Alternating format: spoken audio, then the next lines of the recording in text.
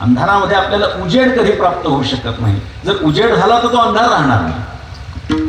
मला काय म्हणायचं लक्षात घ्या. जर उजेड तिथे आला तर तो अंधारच राहणार नाही. मग अंधारात उजेड कसा मिळू शकतो?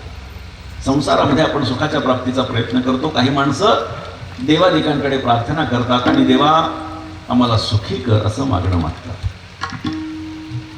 काही मंडळी अशी असतात की जी परमात्म्यापासून कोसो दूर आहेत, आणि काही मंडळी अशी असतात की जी परमार्थ करतायत पण स्वतःच्या मनाने करतायत. त्याला परमार्थ म्हणायचं का हा खरा प्रश्न आहे.